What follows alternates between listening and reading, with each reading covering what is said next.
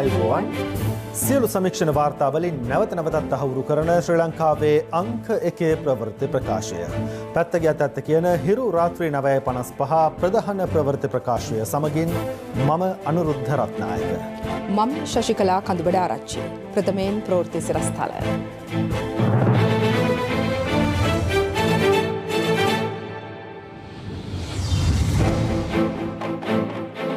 තුන්වැනි ජාතික නිදහස් දිනය අභිමානවත්ව සැමරෙයි.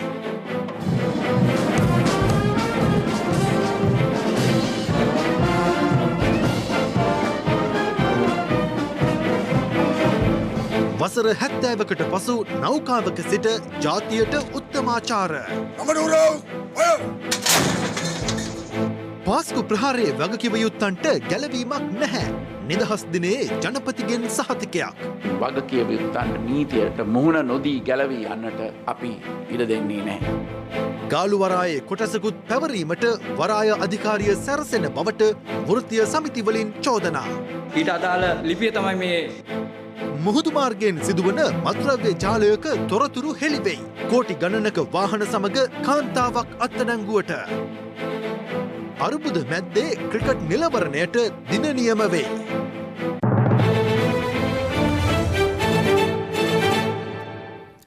ප්‍රථමයෙන් අවධානය අද දවසේ පුවත වෙත.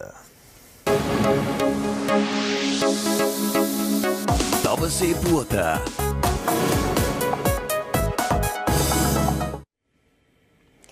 හැත්තෑ වන ජාතික නිදහස් දිනය කොළඹ නිදහස් චතුරශ්‍රයේදී අද අභිමානවත් ලෙස සැමරුණා.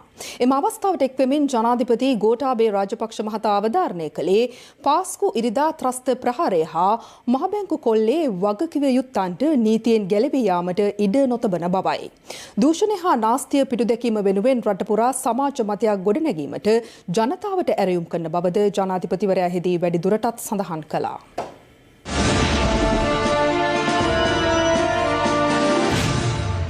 හැත්තෑ තුන්වැනි ජාතික නිදහස් දින උළෙල මෙවර පැවැත්වුණේ නිදහස් චතුරස්‍ර පරිශ්‍රයේදී. කොවිඩ් වසංගත තත්ත්වය හමුවේ පැවැති මෙවර නිදහස් දින උත්සවය සෞඛ්‍ය මාර්ගෝපදේශ යටතේ පැවැත්වීම විශේෂත්වයක්. මැති ඇමතිවරුන් රාජ්‍ය තාන්ත්‍රික නිලධහරින් විදේශ තානාපතිවරුන් මෙන්ම ආරක්ෂකංශ ප්‍රධානීන් ඇතුළු සම්භාවනීය අමුත්තන් රසක් මෙවර නිදහස් දින උළෙලට එක්ව සිටියා. ජෙනරල් ශවේන්ද්‍ර සිල්ලා මැතිතුමා සහ නිදහස් උළෙලට විපක්ෂනායක සජිත් ප්‍රේමදාස, කතානායක මහින්දාපා අබේවර්ධන සහ හිටපු ජනාධිපති මෛත්‍රීපාල සිරිසේන යන මහත්වරුන් එක් වුණේ ඉන් අනතුරුවයි. We are expecting the arrival of Honorable former President Maitripala Sirisena. අනතුරුව අග්‍රාමාත්‍ය මහින්ද රාජපක්ෂ මහතා සහ එම මැතිනියගේ සම්ප්‍රාප්තිය සිදු වුණා. Honorable Prime Minister of Democratic Socialist Republic of Sri Lanka. 73 ජාතික නිදහස් දින සැමරුම වෙනුවෙන් ජනාධිපති ගෝඨාභය රාජපක්ෂ මහතාගේ සහ එම මැතිනියගේ සම්ප්‍රාප්තිය සිදු වුණේ ඉන් අනතුරුවයි. Celebration of 73rd National Independence.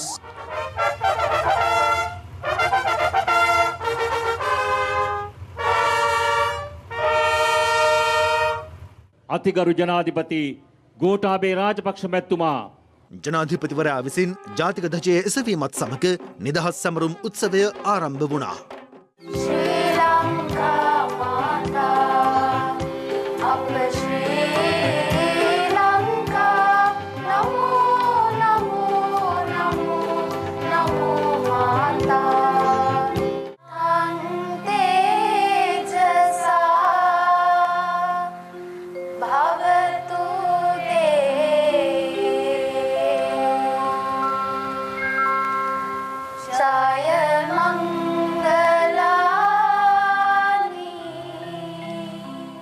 Now we witness escorting His Excellency the President to the special dais by the Chief of Defence Staff.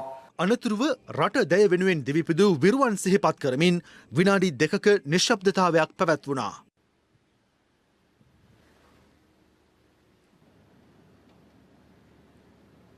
ජනාධිපතිවරයා වෙනුවෙන් ත්‍රිවිධ හමුදා උත්තමාචාර්ය සහ ආචාර්ය වෙඩිමුර 21ක් පිරිනැමුණේ ඉන් අනතුරුවයි.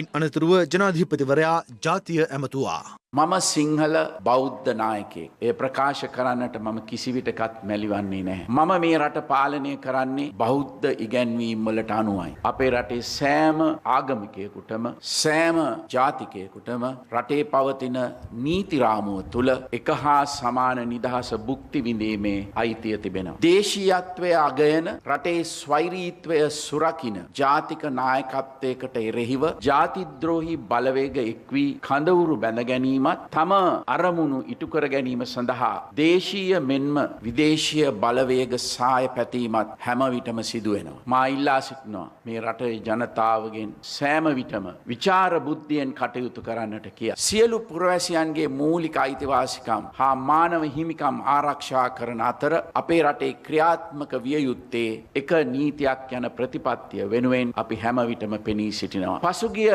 කාලේ දේශපාලඥයින් විසින් නීතිය ක්‍රියාත්මක කරන ආයතනවලට සහ අධිකරණයට සිදු කළ ආකාරයේ බලපෑම් ජනතාව ප්‍රතික්ෂේප කළා. ඒ අනුව ජනතාවගේ විශේෂ අවධානයට ලක් වී ඇති පාස්කු ඉරිදා ත්‍රස්තවාදී ප්‍රහාරය මහ බැංකු වංචා වැනි අපරාධ සම්බන්ධයෙන් කඩිනමින් පියවර ගන්නා ලෙසට මම නීතිපති දෙපාර්තමේන්තුවට උපදෙස් ලබා දී තිබෙනවා. මේ මහා අපරාධය සැලසුම් කළහා එයට අනුබල දුන් වගකියයුත්තන්ට නීතියට මුහුණ නොදී ගැලවී යන්නට අපි ඉඩ දෙන්නේ නැහැ. ඒ වගේම අන්තවාදයට නැවත මේ රට තුල හිස ඔසවන්නවටත් අපි ඉඩ දෙන්නේ නැහැ. රටේ ආර්ථික මර්මස්ථාන විදේශිකයන්ට විකුණන්නේ නැත යන ප්‍රතිපත්තිය නොවෙනස්ව පවතින අතර ලංකාවට විදේශ ආයෝජකයන් ගෙන්වා ගැනීමට බාධා කිරීම සඳහා විවිධ ව්‍යාපෘතීන් සම්බන්ධයෙන් වැරදි අර්ථකථනයන් ඉදිරිපත් කරන්නන්ගේ දේශපාලන යටි අරමුණු ජනතා විචාර බුද්ධියෙන් විමසා බලනු ඇතැයි අපි විශ්වාස කරනවා. වර්තමානයේ සෑම ස්තරයකදීම තීන්දුව තීරණ ගැනීමේ දුර්වලතාවයක් අපිට දකින්නට ලැබෙනවා. ඉතා සරල ආයතනික කටයුතු සම්බන්ධ තීරණවලදී පවා නිලධාරීන් විසින් තීරණ නොගෙන ඒවා අමාත්‍ය මණ්ඩලයට යොමු කරනු ලක්නට ලැබෙනවා. සෑම කාරණයකටම චක්‍රලේඛන උපදෙස් බලාපොරොත්තු වෙනවා. Tamanට තීරණ ගැනීමට හැකි සීමාව තුල වුවද තීරණ ගැනීමට පැකිලෙනවා. මේ తත්වය වෙනස් නොකරගතහොත් රට ඉදිරියට ගෙනියන්නට ඉතා දුෂ්කර වෙනවා. නිවැරදි තීන්දුවගෙන රට වෙනුවෙන් වැඩ කරන රාජ්‍ය සේවයක් තවදුරටත් ආරක්ෂා කිරීම සඳහා අවශ්‍ය කරන නීති ප්‍රතිසංස්කරණය මේ වෙනටත් සකස් වෙමින් පවතිනවා. එනිසා සේවා සැපයීමේදී මහජනතාවට බාධාකාරී වන සීමාවන් සහ ක්‍රමවේදයන් ලිහිල් කර ගැනීමෙන් රාජ්‍ය යාන්ත්‍රණය ක්‍රියාත්මක කරන ලෙස වගකිය යුතු සියලු දෙනාගෙන් මම ඉල්ලා සිටිනවා. දූෂණය හා නාස්තිය රටක සංවර්ධනයට විශාල බාධාවක්. දූෂණයට සහ නාස්තියට වැරදිකරුවන් වන කිසිවෙකුට රජයක් වශයෙන් අපි ලිහිල් බවක් දක්වන්නේ නැහැ. වර්තමානයේ රාජ්‍ය අංශ තුල දූෂණය නතර කිරීමට විශාල බාධාවක් වී ඇත්තේ කැමැත්තෙන් හෝ අකමැත්තෙන් ජනතාවත් මේවාට වක්‍රාකාරව සහාය ලබා දීමයි. එනිසා මම ජනතාවගෙන් ඉල්ලා සිටිනවා දූෂණයට ඍජුව හෝ වක්‍රව සහාය නොදක්වන ලෙස. දූෂණය හා නාස්තිය නැති කිරීමට රට පුරා සමාජ මතයක් නිර්මාණය කරන්න එකතු වෙන්න කියලා මම ඔබට ආරාධනය කරනවා. මා ජනාධිපති කරවීම සඳහා Taman වෙහෙස වූ බව විවිධ පාර්ශව ප්‍රකාශ කරනවා. එය සත්‍යයක් විය හැකියි. සමාජයේ සෑම පැතිකඩක්ම නියෝජනය කරන ජනතාව මාවට රොක් වී මට සහාය දුන්නා. මා විශ්වාස කරනවා බහුතරයක් එසේ කළේ පෞද්ගලික වාසි තකා නොව රට වෙනුවෙන් සේවයක් මගෙන් බලාපොරොත්තු වූ නිසයි කියා. එසේ අවංක චේතනාවෙන් මට සහාය දුන් ජනතාවගේ පොදු අපේක්ෂාවන් ඉටු කරන්නට මම හැම විටම කටයුතු කරනවා. නමුත් පෞද්ගලික හෝ ව්‍යාපාරික අවශ්‍යතා ඉටු කර ගැනීමයි පටු චේතනාවෙන් මට සහාය දුන් අය සතුටු කිරීම සඳහා රටට අහිතකර තීන්දුව ගන්නට මම කිසිවිටකත් සූදානම් නැහැ. අද අපට අවශ්‍ය වන්නේ රටට ආදරය කරන සමාජයට වැඩදායි විවේචනය පසකලා ගැටලුවලට ප්‍රායෝගික විසඳුම් ලබා දෙන ධනාත්මක පුරවැසියන්ගේ ආශිර්වාදය හා සහායයි. ඒ නිසා ධනාත්මක ආකල්ප සහිතව ඔබේත් මගේ දූපුතුන්ගේ අනාගතය ගොඩනැගීම සඳහා අප සමග එකතු වෙන ලෙස මේ රටේ සියලු පුරවැසියන්ට මම යලිත් ආරාධනය කරනවා. ඔබ ඉල්ලා සිටි නායකයා මමයි. ඔබ මට බාර දුන් වගකීම මම නොපිරිහෙලා ඉටු කරනවා. ජනාධිපති ගෝඨාභය රාජපක්ෂ මහතා ජාතිය ඇමතීමෙන් අනතුරුව 73 වන ජාතික නිදහස් සමරු උළෙලේ ආචාර්ය පෙළපාලිය අභිමානවත් ලෙස ආරම්භ වුණා. මෙවර ආචාර්ය පෙළපාලියට ත්‍රිවිධ හමුදාව, පොලිසිය, සිවිල් ආරක්ෂක බලකාය ඇතුළු ආරක්ෂක අංශවල සමාජිකයන් 7066ක් එක්ව සිටියා. 73 වන නිදහස් සමරු උළෙලේ ආචාර්ය පෙළපාලියේ අනදෙන්නා ලෙස කටයුතු කළේ කලක් බ්‍රිතාන්‍යයේ ශ්‍රී ලංකා මහ කොමසාරිස් කාර්යාලයට අනුයුක්තව සේවය කළ මේජර් ජෙනරාල් ප්‍රියංක ප්‍රනාන්දු මහතායි. පෙර ගමන් රථයයි ශ්‍රී ලංකා යුද හමුදාව ආචාර්ය පෙළපාලියේ ප්‍රමුඛත්වය ගත්තා. ශ්‍රී ලංකා කාලතුවක්කු හමුදාව ගජබා රෙජිමෙන්තුවේ ආචාර්යයි මේ කමාන්ඩෝ රෙජිමේන්තුව Joining in now is the Commando Regiment. සියල් ආචාර්ය විශේෂ බලකාය ශ්‍රී ලංකා යුද හමුදා කාන්තා බලකාය මේ රට වට බැඳි රන්වැට ශ්‍රී ලංකා නාවික හමුදාවේ ආචාර්ය කලාකාරයයි. නාවික හමුදා සමූහ තූරවාද කණ්ඩායමේ රණහඬ මැද්දේ ශ්‍රී ලංකා ගුවන් හමුදාව ආචාර්ය පෙළපාලියට එක් වෙද්දී ප්‍රහාරක සහ හෙලිකොප්ටර් යානා අහස් තලයේ සිට සිය ආචාර්ය පුද කළා. බලගණය ජනාධිපතිතුමන් වෙත ඔවුන්ගේ උත්තමාචාර්ය පුද කරමින් අභිමානවත් 73 වන ජාතික නිදහස් පෙළපාලියට මේ මෙරට ත්‍රිවිධ හමුදාවේ ප්‍රබල වෙඩි බලයකින් සමන්විත සන්නද්ධ රථ පෙළපාලියයි. මල්ටි බැරල් රොකට් ලොන්චර් අවි විශේෂ බලකා ප්‍රහාරක ධාවන පැති බලගණය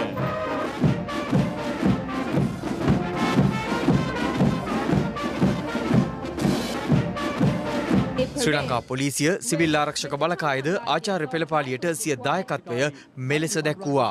සිවිල් ආරක්ෂක දෙපාර්තමේන්තු සම්මාන පෙළපාලියයි. සම්මානයෙන් පුදලද රණවිරුවන් නිදහස් සමරු දිනයට එක්ුණේ මෙලෙසින්. රටේ අනාගතය වෙනුවෙන් මව්බිම රැකි විරුවන්. ආචාර්ය පෙළපාලිය අවසන් වුණේ ශ්‍රී ලංකයේ අනන්‍යතාවය විදහ දක්වන සමූහ සංස්කෘතික සංදර්ශනයකින්.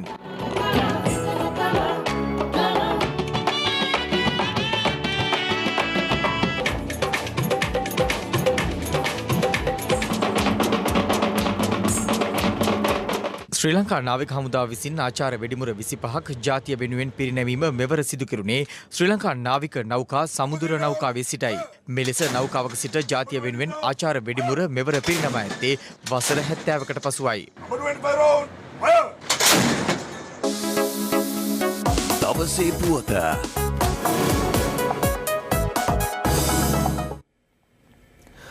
ජාති ආගම් ලෙස රටේ බෙදීම් ඇති කළේ වසර 50කට වැඩි කාලයක් රට පාලනය කළ දේශපාලනඥයින් බවට අතිඋතුම් මැල්කම් කාදිනල් රංජිත් හිමිපාණන් පවසනවා. උන්වහන්සේ මේ බව සඳහන් කළේ ජාතික නිදහස් සැමරුමට සමගාමීව පැවති කතෝලික ආගමික වතාවත් වලින් අනතුරුව අදහස් දක්වමින්. මේ අතර නිදහස් දිනය වෙනුවෙන් ස්ථාන කිහිපයකදී සර්ව ආගමික වතාවත් සිදු කෙරුණා.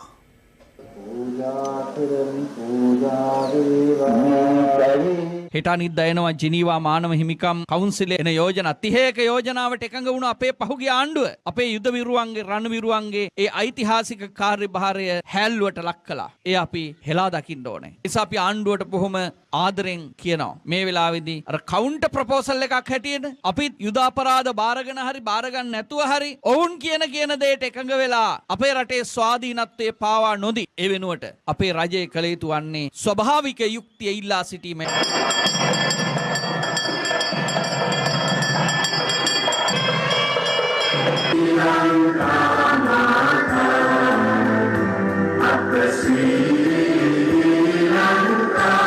මේ අතර 73 වන ජාතික නිදහස් දිනය වෙනුවෙන් කතෝලික ආගමික වතාවත් අතිඋතුම් මැල්කම් කාදිනල් රංජිත් හිමිපාණන්ගේ ප්‍රධානත්වයෙන් සිදු කෙරුණේ බොරැල්ල සියලු ශාන්තුවරයින්ගේ දේවස්ථානයේදී.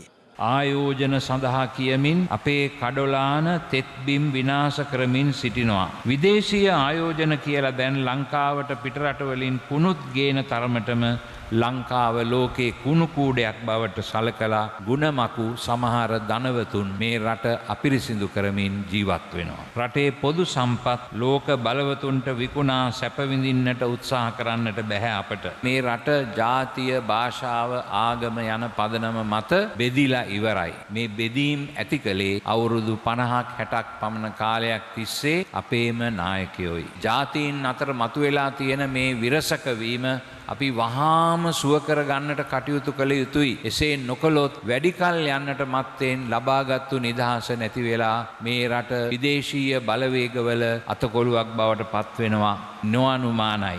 පාස්කු කොමිෂන් සභාවේ වාර්තාව ජනාධිපතිතුමාට බාර දීලායි තියෙන්නේ. අපි බලාපොරොත්තු වෙනවා රජය මේ පාස්කු කොමිසමේ ඔවුන්ගේ නිර්දේශ මොනවද කියලා රටට එළිදරව් කරයි කියලා. දෙවැනුව ඒ නිර්දේශ ක්‍රියාත්මක කරන්නට කටයුතු කරයි කියලා.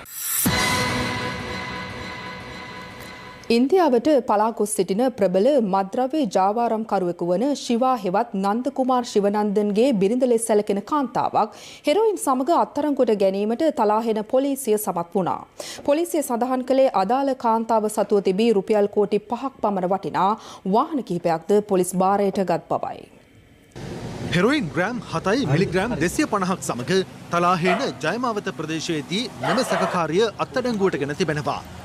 44 හැවිරිදි මෙම සැකකාරියගෙන් සිදු කළ ප්‍රශ්න කිරීමකදී ශිවා නැමැත්තා මද්‍රව්‍ය ජාවාරමින් උපයාගත් මුදලින් මිලදීගත් රුපියල් කෝටි 5ක් පමණ වටිනා අධි සුඛෝපභෝගී ජීප් රථයක්, වෑන් රථ දෙකක් සහ මෝටර රථයක් ජාඇල, ඒකල සහ තලාහෙන යන ප්‍රදේශවලින් සොයා ගැනුණා.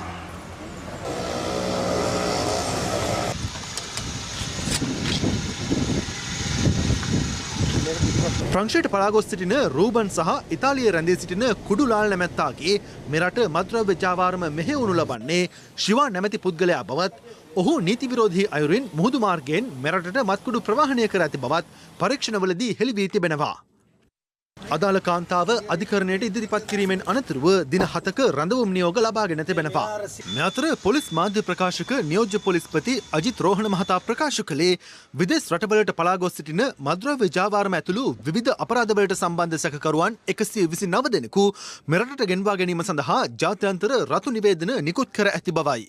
අද වන විට ශ්‍රී ලංකාවෙන් පලා ගොස් සිටින පුද්ගලයන් 129 දෙනෙක් සම්බන්ධයෙන් රතු නිවේදන නිකුත් කර තිබෙනවා. මේ අතරින් පුද්ගලයන් 24 දෙනෙක්ම බරපතල ගණයේ අපරාධවලට අවශ්‍ය පුද්ගලයන්, ඒ වගේම පුද්ගලයන් 40කට ආසන්න සංඛ්‍යාවක් මූල්‍ය අපරාධ සහ මුදල් විශුද්ධිකරණය මද්‍රව්‍ය ජාවාරම් වලට අදාළ පුද්ගලයන්. මීට අමතරව මේ වන විටත් ශ්‍රී ලංකාවෙන් පලා ගොස් ඇති තවත් ඕනෑ කරන පුද්ගලයන් 87 දෙනෙක් සම්බන්ධයෙන් නිල් නිවේදන අන්තර්ජාතික පොලිසිය මගින් ලබාගෙන තිබෙනවා. එම නිවේදන සම්බන්ධයෙන් කටයුතු කරමින් පවතිනවා. ඊළඟ දින කිහිපයකට පෙර ඉන්දියාවේදී කිඹුලා ඇලේ ගුණා නොහොත් ගුණසේකරම් නැමැති සැකකරු ඉන්දියානු පොලිසිය විසින් අත්අඩංගුවට ගනු ලැබුවා. ඔහු මෙරටට ගෙන්වා ගැනීම සඳහා අවශ්‍ය කටයුතු මේ වන විටත් කරමින් පවතිනවා. කොවිඩ් ආසාදනය වීම හේතුවෙන් IDH රෝහලේ දැඩි සත්කාර ඒකකයේ ප්‍රතිකාර ලබමින් සිටි වෛද්‍ය නෙවිල් ප්‍රනාන්දු මහතා අද පස්වරුවේ අභාව ප්‍රාප්ත වුණා. මේ අතර තවත් කොවිඩ් මරණ 7ක් වාර්තා වීමත් සමග මෙරට සමස්ත කොවිඩ් මරණ සංඛ්‍යාව දැක්වෙන්නේ 339ක් ලෙසයි. තවත් කොවිඩ් ආසාදිතින් 704 දෙනෙකු හඳුනා ගැනීමත් සමග මෙරට සමස්ත කොවිඩ් ආසාදිතින් සංඛ්‍යාව 67000 ඉක්මවා ගියා.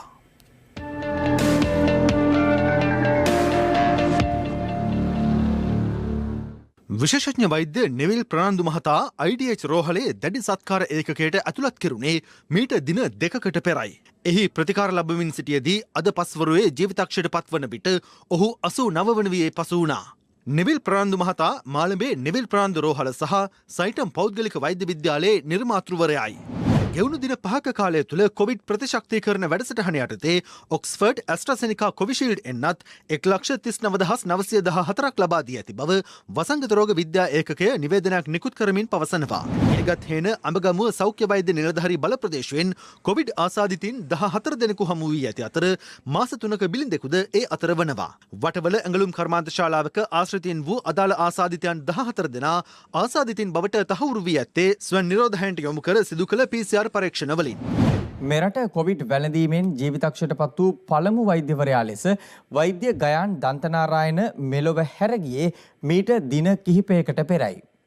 වෛද්‍ය ගයාන්ගේ වියෝවෙන් වේදනාවට පත් වූ සිත සුවපත් කරගන්නට අදටත් ඔහුගේ පියාට හැකි වී නැහැ. තම ආදරණීය පුතණුවන් ගැන ගයාන්ගේ පියාවන වෛද්‍ය ඩී.වයි. සරණතිලක මහතා හිරු ප්‍රවෘත්ති සමග සිය ශෝකය බෙදා හදා ගත්තේ මෙලෙසින්. දැන් ගයාන් ඇත්තටම කිව්වේ නැද්ද මොකද්ද ඇත්තටම උනේ? මට කිව්වේ නෑ. එයා කතා කරලා තිබුණා තියෙන MOH.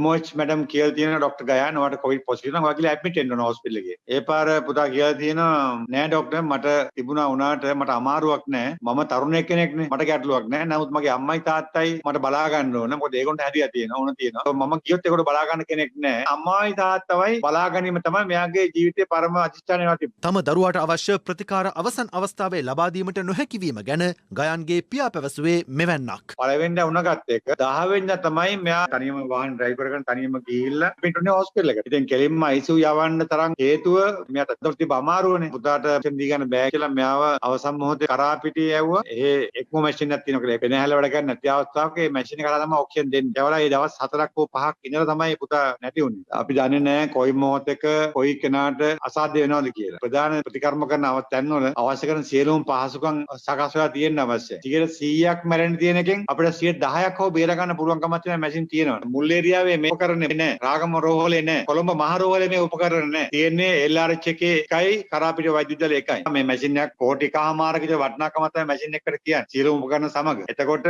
මේකේ තියෙන වටිනාකම දැක්කේ නැද්ද කියන එක ගැටලුවක් මේ. මම ස්ථිර අධිෂ්ඨානයක් ගත්තා මම මේනෙන් පෙළ ගැහෙනවා කියලා. මොකද මේ පුතා වෙනුවෙන් මේ මැෂින් එක තව ගොඩක් මිනිස්සුන්ට අවශ්‍යයි. කොයි වෙලාවකවත් ඉඩ දෙන්න බෑ අහිංසක මිනිස්සුන්ට මැරෙන්න දෙන්න. රුපියල් කෝටියක් හොයා ගන්නවා කියන එක ඇත්ත දෙයක්ද? මිනිස්සුන්ගෙන් ආයාචනයක දෙමින් සල්ලි දෙන්නේ නැද්ද?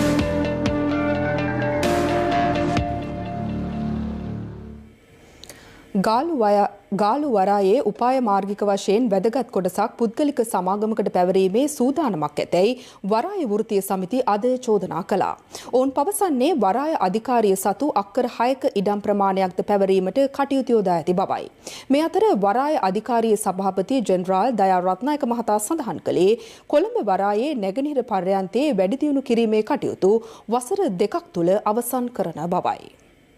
අපිට මේක අලුත් දෙයක් නෙමෙයි. වරාය අධිකාරිය විසින් මේ නැගෙනහිර පර්යන්තය කරගෙන යාමට කටයුතු මෙතෙක් කල් කරලා තියෙන ඒ සැලසුම් සියල්ලම අපි ළඟ තියෙනවා. මුදල් හොයා ගැනීම ඒ වගේ දේවල් පිළිබඳව මේ වෙනකොට සාකච්ඡා අපි ආරම්භ කරලා කටයුතු කරගෙන යනවා. අපි බලාපොරොත්තු වෙනවා ඊටාම ඉක්මනින් මේ නැගෙනහිර පර්යන්තයේ දෙවනි නැංගුරම් පොළ සෙකන්ඩ් බර්ත් එක 2022 මැද භාගයේ වෙනකොට ඒක නිම වෙන්න පුළුවන්. ඒත් එක්කම 2023 වෙන්න කලින් අපි බලාපොරොත්තු වෙනවා සම්පූර්ණ නැගෙනහිර පර්යන්තය නිම කරලා එහි සමස්ත කටයුතු ක්‍රියාවට නංවන්න. ඇත්තටම දෙන්න හිටියේ බටහිරද නැගෙනහිර ඉස්සරහට දාගෙන. ඔව් බටහිර පර්යන්තය තමයි පිටස්තර කණ්ඩායම් සමග එකතු වෙලා හදන්න තිබුණේ. දැනට චීන සමාගම විසින් කරන දෙක තමයි ඒ පර්යන්ත තුනෙන් දෙකක් ප්‍රයිවට් පබ්ලික් පාර්ට්නර්ෂිප් ක්‍රමයට කරන්නත් නැගෙනහිර පර්යන්තය වරාය අධිකාරිය විසින් කරන්නත් තමයි සැලසුම් තිබුණා. ගිය රජයෙන් කරපු පටලැවිලි නිසා මේ සියලු ප්‍රශ්න ඇති වුණේ. නැත්තම් මේ වෙනකොට නැගෙනහිර පර්යන්තය කරලා අවසానයි. සභාපතිතුමා කලින් කිව්වේ මුදල් නැහැ කියලා. නමුත් දැන් කියනවා අපිට කරන්න පුළුවන් කියලා. ආණ්ඩුව පට්ටපල් බොරු කියමින් මේක අපිට හදන්න බෑ. ඉන්දියාවේ 66% ප්‍රතිඅපනයන බහළු වෙළඳපොළ නැති වෙනවා නම් දැන් කොහොමද වරායට දීලා කරන්නේ? ඉතා පැහැදිලිව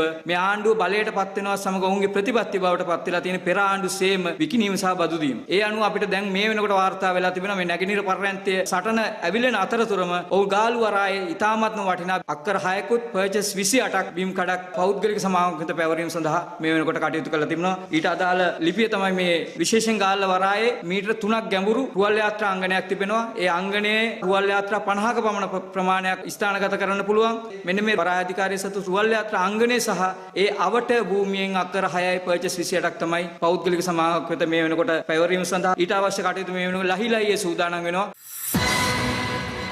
ශ්‍රී ලංකා ටෙලිකොම් සහ මොබිටෙල් සේවා එක්තැන්ව SLT මොබිටෙල් ලෙසින් අලුත් ගමනක SLT මොබිටෙල් එකම එක සබැඳියාව.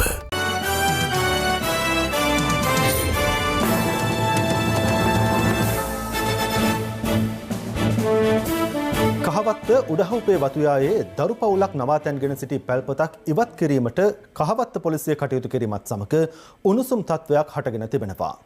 පොලිසිය ප්‍රකාශ කළේ කලහකාරී ලෙස හැසිරුණු කාන්තාවන් සිව් දෙනෙකු මෙහිදී අත්අඩංගුවට ගත් බවයි. කහවත්ත උඩහවුපේ වතුයායේ දරු පවුලක් පදිංචිව සිටි කුඩා නිවසක් පසුගියදා කඩා වැටී තිබෙනවා. ඒ අනුව එම දරු පවුල තාවකාලික මඩුවක් සකස් කරගෙන එම වතුයායේම වෙනත් ස්ථානයක නවාතැන් ගැනීමට ගොස් තිබුණේ මීට දින 2කට පෙරයි. කෙසේ වෙතත් හල්පේ වතුයායේ පාලනාධිකාරිය කහවත්ත පොලිසියට මෙය අනවසර ඉදිකිරීමක් බවට පැමිණිල්ලක් ඉදිරිපත් කර තිබෙනවා. ඒ අනුව පොලිසිය පැමිණ අදාළ පැල්පත කඩා ඉවත් කර තිබුණේ මෙලෙසින්. එහිදී අදාළ දරු පවුල හා ඔවුන්ගේ ඥාතීන් පොලිසියට විරෝධය පළ කිරීමත් සමග උණුසුම් තත්ත්වයක් හටගත්තා.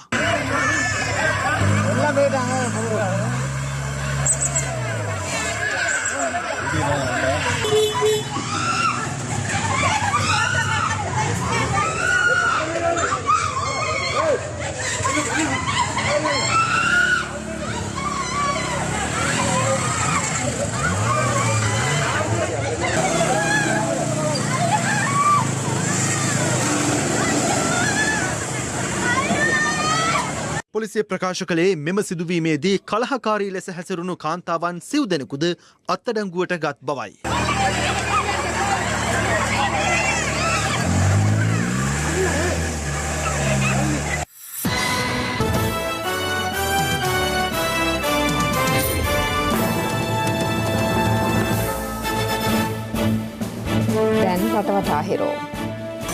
රටවටා හිරෝ නිදහසේ පියා ලෙස සැලකෙන මහාමාන්‍ය ඩී.එස්. සේනානායක මහතා ඇතුළු මෙරටට නිදහස ලබා දීමට කැප වූ පිරිස් සැමරීමේ උත්සවයක් අද කොල්ලුපිටිය පොල්වත්ත ධර්ම කීර්තිආරාම විහාරස්ථානයේදී පැවැත්වුණේ විපක්ෂ නායක සජිත් ප්‍රේමදාස, හිටපු කතානායක කරු ජයසූරිය සහ අමාත්‍ය බන්දුල ගුණවර්ධන ඇතුළු දේශපාලඥයන් පිරිසකගේ සහභාගීත්වයෙන්.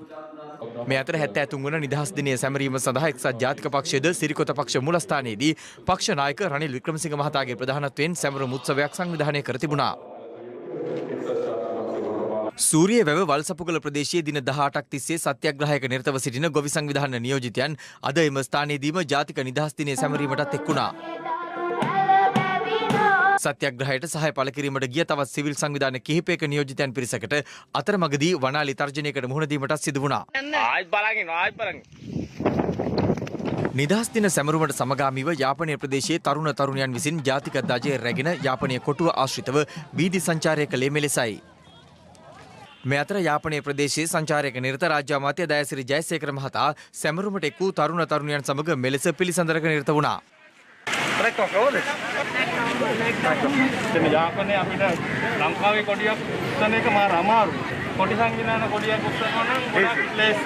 ඒක අපේ ගෙදර අපිට ඕන ප්‍රශ්න කියන්න පුළුවන් ගේ ඇතුලේ. නමුත් අපි සිංහල, දෙමළ, මුස්ලිම් ජනතාව අපි සහෝදරයෝ අපේ ප්‍රශ්න අපි විසඳ ගන්නවා. අවුරුදු ගානකට පස්සේ මේ වගේ කට්ටියත් එක්ක අද මෙතන ඉන්න එක ගැන ගොඩාක්ම මම සතුටුයි. අපේ අම්මා උපන්දිනේ උපන්දිනයක් ඒවා. Thank you sir, thank you. මේ අතර මෙවර ජාතික නිදහස් දිනය වර්ජනය කරන බව පැවසූ TNA ඇතුළු දේශපාලන පක්ෂ සහ සිවිල් සංවිධාන කිහිපයක් ඉල්ලීම් කිහිපයක් මුල් කරගනිමින් ඊයේ ආරම්භ කළ විරෝධතාවය අද මඩකලපුව තාලංකුඩා ප්‍රදේශයෙන් ආරම්භ වී මුලතිව් දක්වා ගමන් කළා. කොල්ලකෑම් ඇතුළු අපරාධ රැසකට සම්බන්ධ 34 හැවිරිදි සැකකරුවෙකු වැල්ලම්පිටිය වෙලේවත්ත ප්‍රදේශයේදී අත්අඩංගුවට ගැනීමට යාමේදී වැල්ලම්පිටිය පොලිසිය විසින් සිදු කළ වෙඩි තැබීමකින් තුවාල ලැබූ සැකකරු රෝහල්ගත කර තිබෙනවා. රටවටා හිරෝ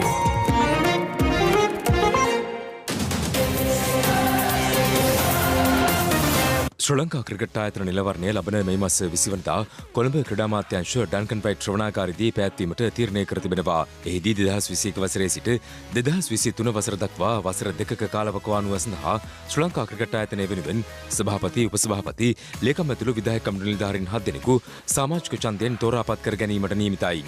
ශ්‍රී ලංකා ක්‍රිකට් ආයතනයේ සමාජිකින් වන පළාත්, දිස්ත්‍රික්, පරිපාලිත හා අනුබද්ධ යන සංගම් සහ ක්‍රීඩා සමාජවල ඡන්ද 147කින් දකුණු පළාත් ක්‍රිකට් සංගමයට සහ කළුතර කායවර්ධන කවයට හැරුණුකොට ඡන්ද 144ක් දැනටමත් ක්‍රිකට් නිලවරණයේදී ඡන්දය භාවිත කිරීම සඳහා සුදුසුකම් ලබා තිබෙනවා. ත්‍රිපුත්කල ක්‍රිකට් නිලවරණ කමිටුව නිවේදනයක් නිකුත් කරමින් සඳහන් කරන්නේ නිලවරණය සඳහා ඡන්දය හිමි සමාජිකින්ගේ අවසන් ලැයිස්තුව අනිද්දා ප්‍රකාශ කරන බවයි.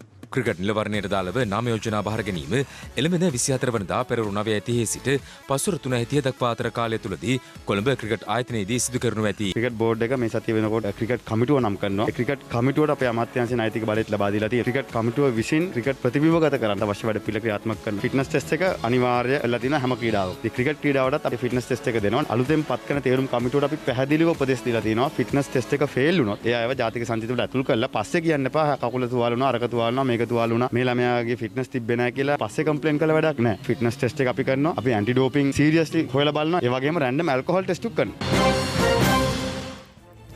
ඒ සමගින් අදට සමුගන්නටයි මේ සූදානම. පැත්ත නොගත් ඇත්ත දැනගැනීමේ අයිතිය තවදුරටත් තහවුරු කර ගන්නට තිරේ දිස්වන පරිදි හිරු SMS ප්‍රවෘත්ති සේවාව ඔබේ ජංගම දුරකථන ජාලයට අනුව සක්‍රිය කර ගන්න. ජලිත හමුවෙමු හෙට මධ්‍යහන ප්‍රවෘත්ති ප්‍රකාශනය. සුබ රාත්‍රියක්.